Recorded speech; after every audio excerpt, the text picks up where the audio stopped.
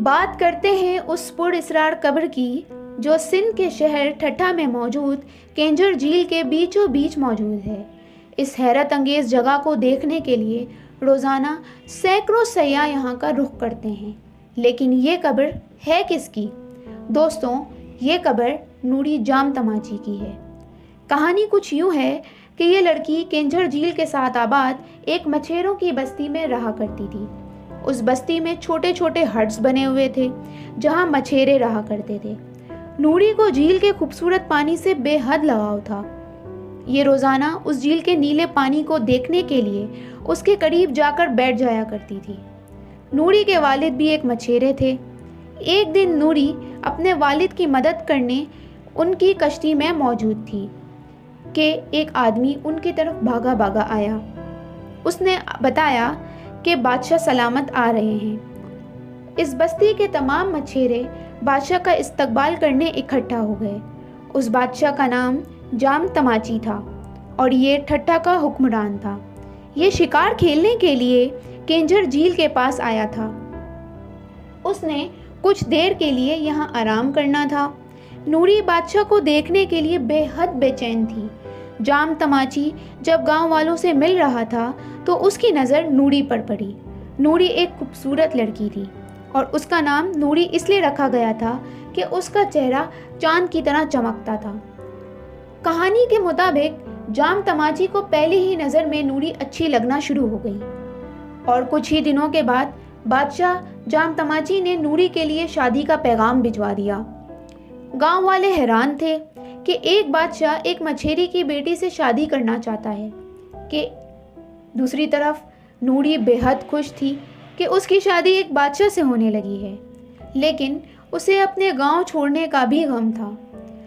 دوستوں، کہانی کے مطابق جب نوری کی شادی بادشاہ جام تماچی سے ہو گئی اور یہ بادشاہ کے محل میں آ گئی تو محل کے زیادہ تر لوگوں کے لیے ایک مچھیری کی بیٹی کو ملکہ ماننا مشکل ہو گیا۔ اصل مسئلہ بادشاہ کی وہ 6 عدد بیویاں تھیں جو محل میں پہلے سے ہی موجود تھیں۔ ان 6 بیویوں نے نوری سے حسد کرنا شروع کر دیا تھا اور یہ نوری کے خلاف بادشاہ جام تماچی کے کان بھرنے لگیں۔ بادشاہ نے ان کی باتوں کی طرف دھیان نہیں دیا، لیکن پھر ایک بات بادشاہ کو کھٹکنے لگی۔ اس کی دوسری بیویوں نے اس کو بتایا کہ نوری محل سے ہیرے جواہرات چوری کر کے اپنے بھائی کو دے دیتی ہے، جو اپنے بستی میں لے جاتا ہے۔ بادشاہ کو محل کے دوسرے لوگوں نے بھی بتایا کہ نوری ایک لکڑی کا باکس اپنے بھائی کو دیتی ہے۔ بادشاہ کو نوری پر بہت غصہ چڑھا اور اس نے نوری کو رنگے ہاتھوں پکڑنے کا فیصلہ کیا۔ کچھ دنوں بعد جب نوری کا بھائی نوری سے ملنے محل میں پہنچا تو بادشاہ نے اپنے کچھ محافظوں کو نوری کے آس پاس چھپا کر کھڑا کر دیا۔ ان محافظوں نے دیکھا کہ نوری ایک لکڑی کا باکس اپنے بھائی کو دے رہی ہے، تو انہوں نے فوراً نوری کو پکڑ لیا اور اس سے یہ باکس چھین لیا۔ اب بادشاہ جام تماچی کو بلوایا گیا۔ بادشاہ بے حد غصے میں تھا۔ نوری بھی حیران تھی کہ یہ سب ہو کیا رہا ہے۔ بادشاہ نے باکس کو کھلوانے کا حکم دیا کہ نوری نے کتنے ہیرے جواہرات چرائے ہیں۔ جو ہی باکس کو کھولا گیا تو بادشاہ کی حیرت کی انتہا نہ رہی۔ لکڑی کے باکس میں ہیرے جواہرات کے بجائے مچھلی کے کانٹے پڑے ہوئے تھے۔ بادشاہ نے نوری سے پوچھا کہ کیا ہے؟ دوستوں، نوری نے بادشاہ کو بتایا کیونکہ وہ اپنی بستی میں پکنے والے کھانے کی عادی ہو چکی تھی تو اسے اس محل میں پکنے والے کھانے نہیں کھائے جاتے تھے، اسی لیے نوری نے اپنے بھائی کو ہر کچھ دن بعد بستی سے کھانا لانے کو کہا تھا جو لکڑی کے باکس میں لایا کرتی تھی۔ نوری پھر اس کو یہ باکس واپس کر دیا کرتی۔ نوری نے بادشاہ کو یہ سب اس لیے نہیں بتایا کہ بادشاہ ناراض نہ ہو جائے کہ نوری کو محل کے مزیدار کھانے پسند نہیں آ رہے۔ یہ بات سن کر بادشاہ کے دل میں نوری کے لیے محبت اور عزت اور بڑھ گئی۔